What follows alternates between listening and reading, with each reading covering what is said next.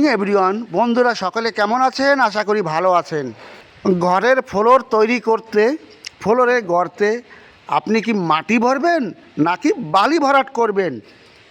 কলমের গর্তে আপনি বালি ভরাট করবেন নাকি এই মাটি ভরাট করবেন? এই নিয়ে বিভিন্ন জনের বিভিন্ন মত। অনেকে বলে থাকেন আপনাকে বালি ভরাট করতেই হবে, মাটি ভরাট করলে চলবে না। বেশ কয়েকদিন ধরে ইউটিউবে এই ভিডিও আমার সামনে আসছে। তারাই বলছে যে মাটি ভরাট করলে চলবে না, বালি অবশ্যই ভরাট করতে হবে। আজ ভিডিওটা সেই সমস্ত ভাইদের জন্য। আমি চ্যালেঞ্জ দিলাম, আপনি মাটি ভরাট করে ফ্লোরের কাজ করবেন, কোনো ক্ষতি হবে না আপনার, কোনো টেকনিক্যাল ইস্যু আসবে না। এটা আমার চ্যালেঞ্জ, কিন্তু সিস্টেমেটিক চলতে হবে। এখানে দেখছেন দুই কালারের মাটি আছে, একটা ইয়েলো সোহেল অর্থাৎ হলুদ কালারের 10 মাটি, আর এটা আছে কালো মাটি অর্থাৎ কৃষ্ণ মৃত্তিকা। এই মাটির ভিতরে আপনার এই ইয়েলো সোহেল নাম্বার 1 10 মাটি। এই মাটি ভরার পরে আপনার মাটির টেস্ট করতে হয়। কিভাবে করতে হয় সেটা আপনাদের আজ জানাবো। বন্ধুরা জানতে পারলেন যে কোন মাটিটা ভরবেন।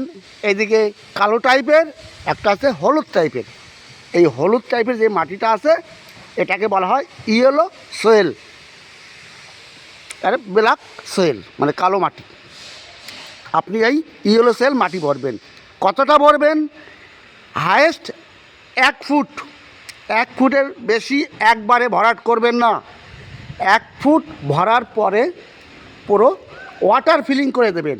ওয়াটার ফিলিং করার পরে আপনি 2 দিন পরে বা 1 দিন পরে কম্প্যাকশন করবেন, ভালো করে কম্প্যাকশন করবেন। কম্প্যাকশন করার পরে আপনি মাটির একটা টেস্ট করে নেবেন। কিভাবে করবেন টেস্ট, মাটির টেস্টটা সেটা বলছি এখন।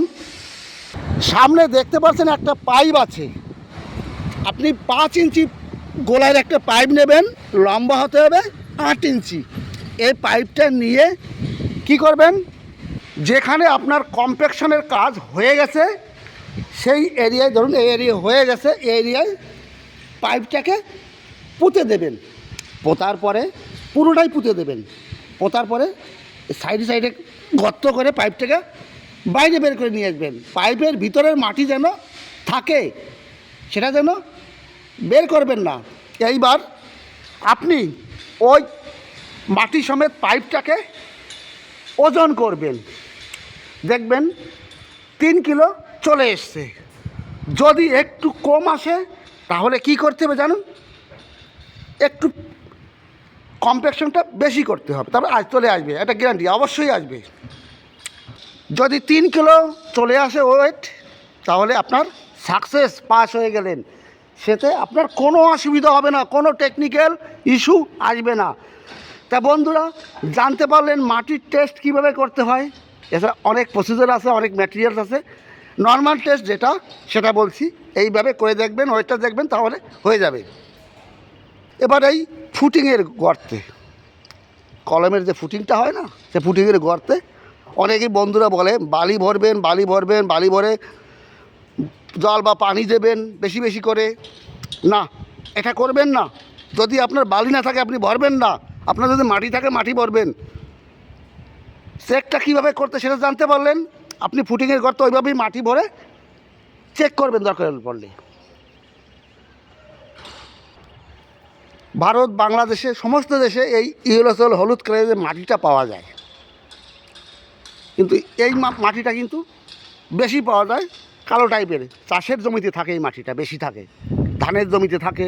কিন্তু এই মাটিটার থেকে এটা কিন্তু 10 মাটি বলে, এবার অনেকে ইয়েলো সোয়েল নাম। এটা সবথেকে ভালো ফিলিংয়ের ক্ষেত্রে। আর একটি গুরুত্বপূর্ণ টিপস হচ্ছে আপনার মাটির সঙ্গে এই পাথর কংক্রিটের কোনো কিছু যেন মিক্স না থাকে, এটা খেয়াল রাখবেন। Only for Soyel, only for মাটি দেবেন, শুধুমাত্র মাটি, এর সঙ্গে কোনো পাথর কিংবা ইট মিক্সিং করবেন না। বেশ কয়েকজন বন্ধু কমেন্ট করেছে 1 নম্বর ইট এবং ডুপ্লিকেট ইট, এটা আমরা চিনব কী করে? দেখুন এখানে যে ইটটা আছে এটা আপনার ফ্লাই অ্যাশ ব্রিক মানে সিমেন্টের তৈরি, আর একটা ইটটা হয় সেটা হচ্ছে সোয়েল ব্রিক মাটির তৈরি ইট। একটা মাটির তৈরি ইট প্রথমে শুকনো ইট আপনি ওয়েট করবেন, ওয়েট করলে ওয়েট আসবে আপনার 2 কেজি 300 থেকে 350 400 গ্রাম আসবে হাইস্ট।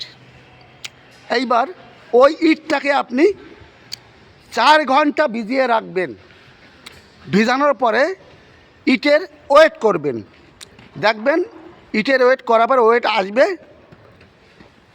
2 কেজি 700 750 গ্রাম আসবে, কিন্তু 2 কেজি 800 আসবে।